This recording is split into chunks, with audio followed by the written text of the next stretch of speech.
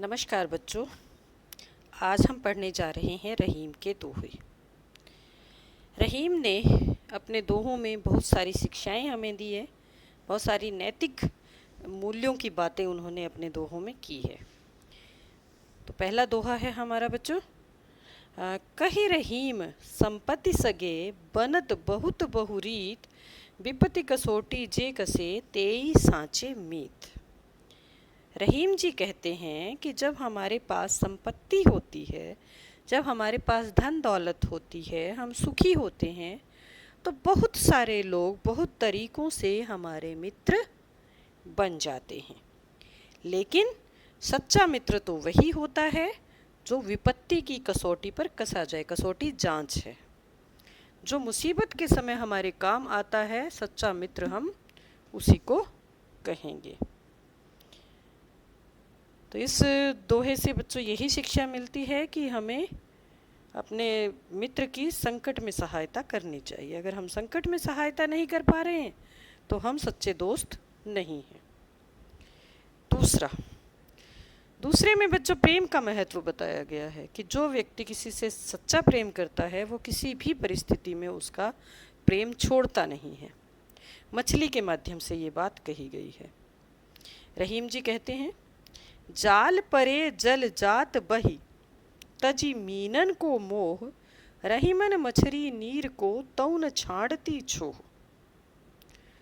जैसे ही पानी में जाल डाला जाता है और जाल को निकाला जाता है तो पानी मछली का मोह छोड़ के, मछली का प्रेम छोड़कर अलग हो जाता है, बह जाता है। लेकिन मछली तब भी पानी का प्रेम जो है नहीं छोड़ पाती, पानी का मोह नहीं छोड़ पाती और वो तड़प तड़प कर मर जाती है। जो मछली है उसे पानी से सच्चा प्रेम है। तरुवर फल नहीं खात है, सरवर पियत न पान, कह रहीम पर काज हित संपत्ति सच ही सुजान। रहीम जी कहते हैं कि जिस प्रकार पेड़ अपने फल खुद नहीं खाता, जैसे तालाब अपना पानी खुद नहीं पीता, उसी प्रकार जो सज्जन व्यक्ति होते हैं, जो अच्छे व्यक्ति होते हैं, वो अपनी संपत्ति सिर्फ अपने लिए बचाकर नहीं रखते, बल्कि वो दूसरों की भलाई के लिए उसको खर्च करते हैं। थोथे बादर क्वार के ज्यों रहीम गहरात, धनी पुरुष निर्धन भये करे पाछली बात। रहीम जी कहते हैं कि जिस तरह से क्वार के बादल थोथे होते हैं और वो सिर्फ गरजते हैं, बरसते नहीं हैं। क्यों नहीं बरसते? क्योंकि उनके पास पानी है ही नहीं। तो उसी प्रकार से जो धनवान थे कभी किसी समय में व्यक्ति और अब निर्धन हो गए हैं, उनको भी ये आदत होती है कि वो पुरानी ही बातें करते रहते हैं, वो पुरानी ही बातें लोगों को बताते रहते हैं, जबकि उसका अब कोई अर्थ नहीं है। क्वार का महीना बच्चों सावन और भादों के बाद आता है, आश्विन भी कहते हैं इसे। इस मौसम में बादल बरसकर खाली हो चुके होते हैं, बादलों में ज़्यादा पानी नहीं होता। ऐसे में जो बादल आते हैं वो गरजते ज़्यादा हैं और बरसते नहीं हैं। और रहीम जी ने बड़ी सुंदर तुलना ऐसे गरजने वाले बादलों की उन लोगों से करी है जो कभी धनवान थे लेकिन आज निर्धन हो गए हैं, लेकिन अब भी अपनी पुरानी ही बातें वो करते जा रहे हैं। धरती की सी रीत है, शीत घाम और मेह, जैसी परे सो सही रहे, त्यों रहीम यह देह। रहीम जी इस दोहे में बच्चों सहन शक्ति का महत्व बता रहे हैं।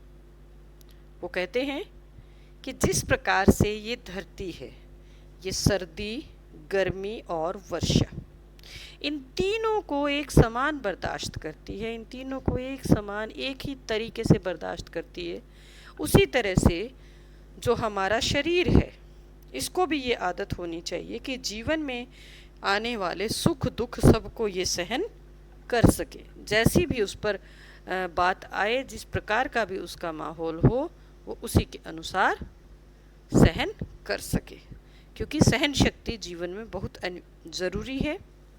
सहन शक्ति जिसमें जितनी अधिक होगी वो व्यक्ति उतना ही सुखी रहेगा या वो उतना ही सफल होगा। बच्चों पहले शब्दार्थ देख लेते हैं, उसके बाद हम प्रश्न करेंगे। दोहे हमने पढ़ लिए हैं। विपत्ति विपत्ति, तेई वही, सांचे सच्चे, जात जाता है, मीनन मछली का, मछरी मछली, नीर पानी, तऊ तब भी, छाड़ती छोड़ती है, तरुवर पेड़, सरवर सरोवर या तालाब, पर काज दूसरों के काम के लिए, क्वार आश्विन मास, बादर बादल, थोथे खोखले, गहरात गरजते हुए। इन शब्दों को एक बार अच्छे से देख लीजिए बच्चों, आपको ये अपनी कॉपी में करने हैं। एक बार फिर से मैं आपको दिखा देती हूँ।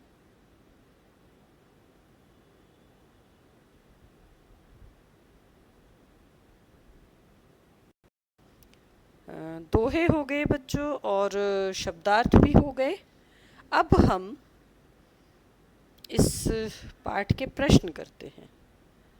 पहला प्रश्न, पाठ में दिए गए दोहों की कोई पंक्ति कथन है और कोई कथन को प्रमाणित करने वाला उदाहरण। इस दोनों प्रकार की पंक्तियों को पहचान कर अलग अलग लिखिए। बच्चों हम बारी बारी से सब दोहे ले लेते हैं। पहला हमारा था विपत्ति कसोटी जो कसे तेई सांचे मीत। तो इसमें बच्चों जो कथन है वो है कि संकट में जो हमारी सहायता करता है वही सच्चा मित्र है। विपत्ति कसोटी जे कसे तेई सांचे मीत। और इसका उदाहरण जो दिया है इन्होंने, या कथन को प्रमाणित करने वाली जो बात कही है वो है, कह रही संपत्ति सगे बनत बहुत बहुरीत, कि जब संपत्ति होती है तो बहुत सारे लोग हमारे दोस्त बन जाते हैं। इसी तरह से दूसरा देखें तो दूसरे में कहा गया था कि जाल परे जल जात वही तज मीनन को मोह रहीमन मछली नीर को तऊ न छाड़ती छोह। इसमें भी ये कथन जो है वो